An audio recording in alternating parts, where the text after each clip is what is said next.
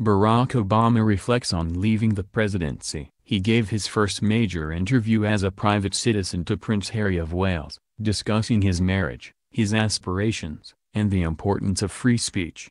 What was President Obama thinking in the moments just before he handed off power to Donald Trump? It's a question that millions must have wondered about last January. Now they have an answer. In Obama's first major interview as a private citizen, he told Prince Harry of Wales, the British royal, that he felt thankful for his spouse and unexpected serenity as his term ended, that presidents aren't afforded the luxury of long reflection on thorny challenges, that he feels as though he is now like a coach on the sidelines rather than a player on the court, that life after leaving the White House unfolds in slow motion, and that free speech remains vital in spite of hate speech. The BBC released the podcast-style interview in full last January, as many Democrats watched the inauguration of Donald Trump with anger, uncertainty and foreboding. Obama was reflecting on his partner and their journey. Prince Harry: "Can I take you back to the 20th of January 2017? You sat in Marine One, the presidential helicopter, flying over Washington. You sat through the inauguration with your game face on. You weren't giving much emotion away, as we saw. What's going through your mind?" President Obama: "The first thing that went through my mind was, sitting across from Michelle, how thankful I was that she had been my partner through that whole process. She is not someone who was naturally inclined to politics, so despite the fact that she was as good of a first lady as there has ever been, she did this largely in support of my decision to run. And for us to be able to come out of that intact, our marriage is strong, we're still each other's best friends, our daughters turning into amazing young women, the sense that there was a completion and that we had done the work in a way that preserved our integrity and left us whole and that we hadn't fundamentally changed was a satisfying feeling. Now, that was mixed with all of the work that was still undone and the concerns about how the country moves forward. But overall there was a serenity there more than I would have expected. One of the metaphors that was used for the presidency is that you are a relay runner. There is a sense sometimes in any position of leadership that you by yourself do certain things and then it's over. But I always viewed it as taking the baton from a whole range of people who had come before me, some of whom had been heroic, some of whom had screwed up.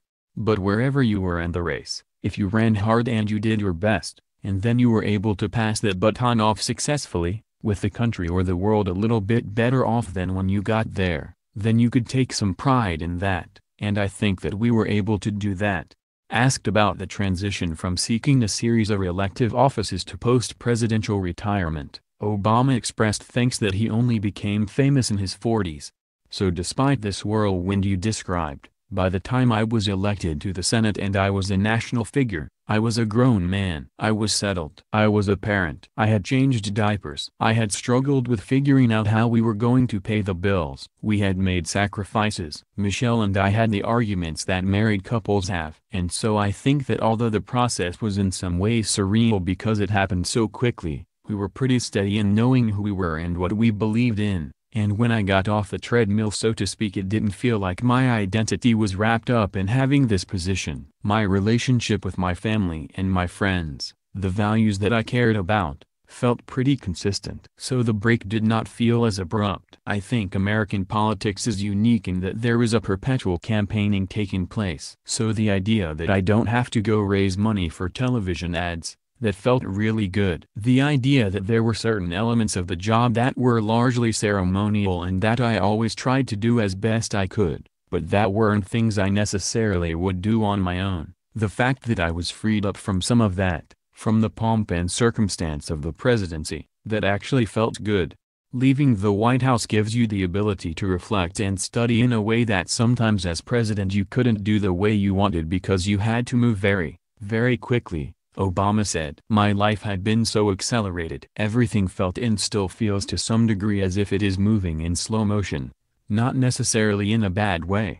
I was talking to my lawyer and he was saying we have to meet with somebody right away because they really want to get something done." I said, "Okay, how about tomorrow?" He said, "Well no, it's going to take at least 2 weeks." And I had to explain, where I'm from, Right away means if we don't do something in half an hour somebody dies. So there's just a lower intensity level. Sometimes it means you don't have the same adrenaline rush, but it also means you can be more reflective and deliberate about the kinds of things you want to get done. What's occupying Obama's time and attention now? I'm really obsessed now with training the next generation of leaders to be able to make their mark on the world, he said. One way I've described it is that I think when you're in politics directly, then you're a player on the field, and there's some element of that you'll never be able to duplicate, the excitement and the thrill and sometimes the agony that goes along with being on the field. And now I'm making that transition to some degree as a coach, and that has its own demands and its own responsibilities and its own impact. Being a great coach is oftentimes as satisfying as being a great player, but it's a different role. That's how I'm transitioning. The second half of the interview focused largely on online culture, social media, and the opportunities and challenges that digitally connected lives place before young people.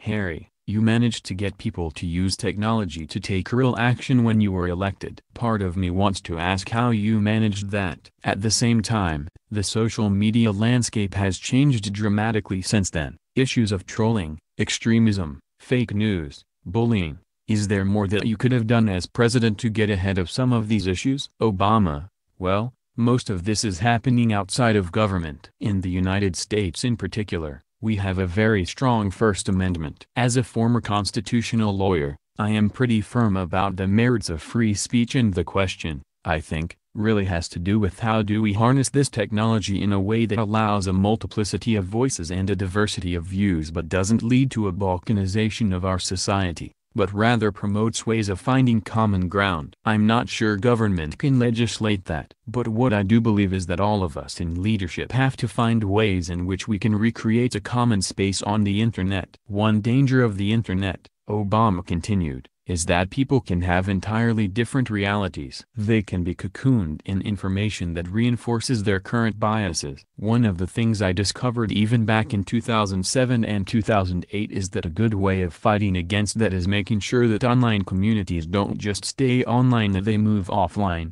he continued. I think that social media is a really powerful tool for people of common interests to convene and get to know each other, but then it's important for them to get offline. Meet in a pub, meet at a place of worship, meet in a neighborhood. On the internet everything is simplified, and when you meet people face to face it turns out that they are complicated. There may be someone who you think is diametrically opposed to you because of their political views, but you root for the same sports team. Or you notice that they're really good parents. An illustration of that insight was just published in Mother Jones. It's also harder to be as obnoxious and cruel in person as people can be anonymously on the internet, Obama said. One of the things we want to do when we're working with young people to build up platforms for social change is to make sure they don't think just sending out a hashtag, in and of itself, is bringing about change.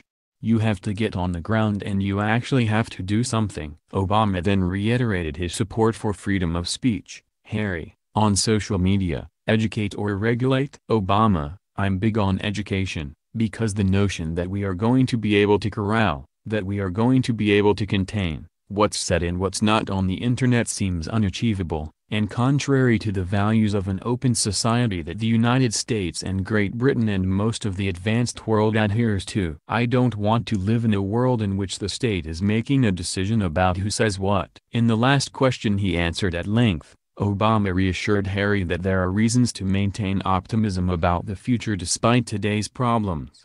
Harry, can you give people a reason to feel optimistic about the year ahead? Please. Obama, well, I don't think in terms of 1 year, but I can tell people what I genuinely believe. If we take responsibility for being involved in our own fate, if we participate, if we engage, if we speak out, if we work in our communities, if we volunteer, if we see the joy that comes from service to others, then all the problems that we face are solvable despite all of the terrible news that we see, despite all the genuine cruelty, pain and hardship that people are experiencing around the world at any given moment. If you had to choose a moment in human history in which you wanted to be born and you didn't know at the time whether you were going to be Prince Harry or Barack Obama or a small child in rural Africa or India, you'd choose today, because the fact is the world is healthier, wealthier, better educated, more tolerant, more sophisticated, and less violent than just about any other time in human history.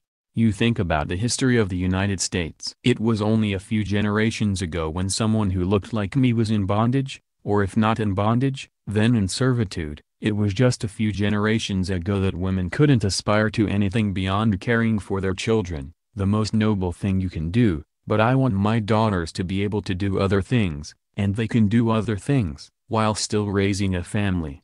It was just a few generations ago, at a time when your grandmother, Her Majesty, was already an adult, when half the world was aflame and 60 million people were killed in a great global war. And when you think about the strides we've made just in my lifetime, I have some gray hair, but in the scale of human history, I'm a blink of an eye. You think about how much things have changed and gotten better, that has to make you optimistic, as long as you don't think that any of us can sit back passively and assume progress continues. History doesn't just run forwards, it runs backways and sideways, and it requires us to continually push. Love or hate him, Obama has always made an effort to be constructive in his public statements. I appreciate that quality more now than I did before he left office.